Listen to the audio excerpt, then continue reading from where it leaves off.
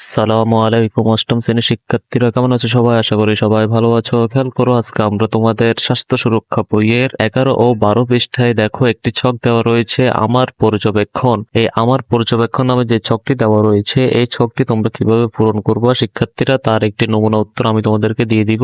সেই নমুনা উত্তরটি দেখে তোমরা ছকটা পূরণ করতে পারবা। ঠিক আছে, তোমরা নমুনা উত্তরটি দেখে ধারণা নিয়ে এই ছকটা খুব সহজে পূরণ করতে পারবা। দেখো এখানে বলছে খাবার প্রস্তুত কিভাবে করা হয় এবং এতে কে কে অংশগ্রহণ করেন। তো এই ছকে কি লিখবা, চলো দেখি আসি।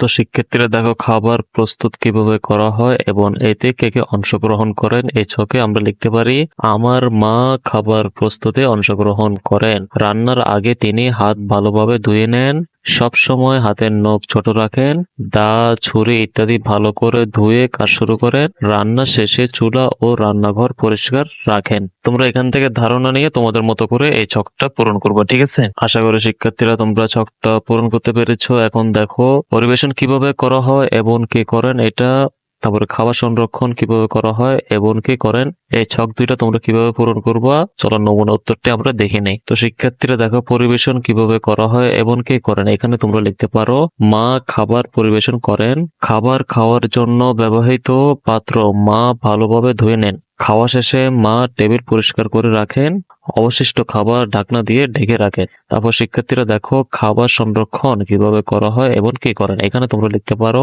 আমার মা খাবার সংরক্ষণ করেন। তারপর তোমরা লিখতে পারো তিনি চাল ডাল ইত্যাদি অপচনশীল দ্রব্য ড্রাম বা কোটায় রাখেন। আলু পেঁয়াজ রসুন ইত্যাদি ঠান্ডা ও শুষ্ক স্থানে রাখেন। মাছ মাংস এবং শাকসবজি ফ্রিজে রাখেন। তোমরা এভাবে লিখতে পারো। ঠিক আছে, আশা করি শিক্ষার্থীরা তোমরা লিখতে পেরেছো। তারপরে দেখো পরবর্তী পৃষ্ঠায় কি লেখা রয়েছে, খাবারের পুষ্টিমান বজায় রাখতে কি করা হয়, পরিবারের উদ্বৃত্ত খাবার কি করা হয়, খাবার প্রস্তুত করা ও সংরক্ষণ প্রক্রিয়ায় আমি কি ভূমিকা পালন করব। তো এই ছকগুলো তোমরা কিভাবে পূরণ করবো, চলো উত্তরটা আমরা দেখে আসি। তো শিক্ষার্থীরা তোমরা লিখতে পারো, দেখো খাবারের পুষ্টিমান বজায় রাখতে কি করা হয়, দেখো শাকসবজি ধুয়ে তারপর কাটা হয়, শাকসবজি দ্রুত রান্না শুরু করা হয়, তরকারি ঢেকে রান্না করা হয়, মাছ মাংস কাটার পর পানিতে ভিজিয়ে রাখা হয় না। ঠিক আছে, তারপরে দেখো পরিবারের উদ্বৃত্ত খাবার কি করা হয়, যথাযথভাবে সংরক্ষণ করা হয়, প্রতিবেশীদের মাঝে বন্টন করা হয়, দরিদ্র ও অসহায়দের মাঝে বিতরণ করা হয়। আমরা এইভাবে লিখতে পারো। খাবার প্রস্তুত করা ও সংরক্ষণ প্রক্রিয়ায় আমি কি ভূমিকা পালন করব, দেখো খাবার প্রস্তুতের সময় আমি মাকে সাহায্য করব, মার না ফেলে রান্না করতে পরামর্শ দিব, মার না ফেলে রান্না করতে পরামর্শ দিব, খাদ্যদ্রব্য বেশি দিনের জন্য সংরক্ষণ করলে মাঝে মাঝে রোদে দিব।